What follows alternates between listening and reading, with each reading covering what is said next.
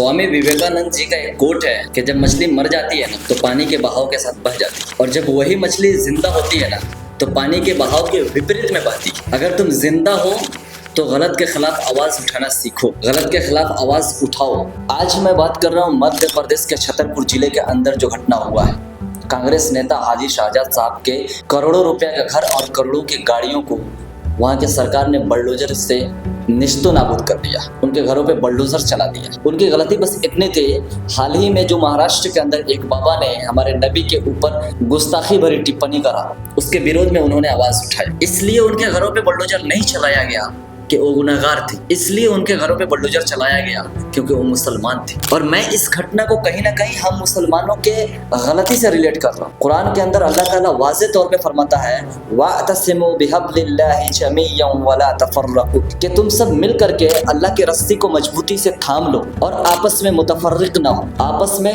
तफरकाबाजी ना करो। लेकिन क्या हम सब इस चीज को फॉलो कर रहे हैं? इस अल्लाह के फरमान को फॉलो कर रहे हैं? नहीं कर। आज देश के संसद के अंदर 40 मुसलमान सांसद बैठे, जिसमें 24 लोकसभा में और 16 राज्यसभा। आप सभी के टाइमलाइन जाकर के चेक कर सकते हैं, सभी के प्रोफाइल विजिट कर सकते हैं, सिवाय इमरान प्रतापगढ़ी के किसी ने भी इस मुद्दे पे आवाज नहीं उठाई।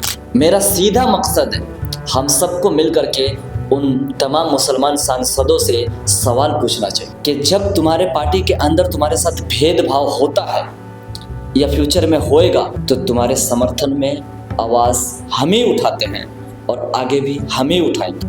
लेकिन आज एक मुसलमान भाई के घर को बर्बाद कर दिया जाता है और तुम सब सत्ता में रहते हुए संसद की कुर्सी पे बैठे हुए भी एक वर्ड उनके सपोर्ट के लिए नहीं बोलते हो, अपने ज़मीर के सौदा कर चुके हो। इससे तो ये बात क्लियर हो जाता है कि हम जिंदा तो हैं लेकिन हमारे अंदर के ज़मीर मर चुका है। राहत इंदौरी साहब का एक शेर मुझे याद आ रहा है कि लगेंगे आग तो आएंगे कई घर जद में, यहाँ सिर्फ हमारा मकान थोड़ी।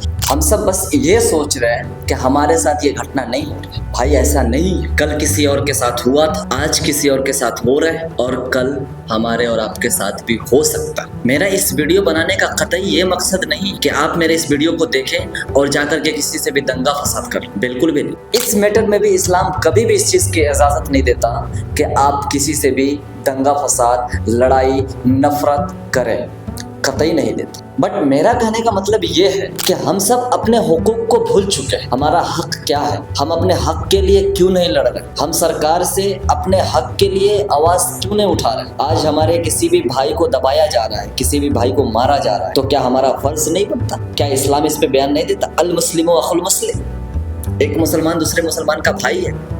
हम इस चीज को भी भूल गए।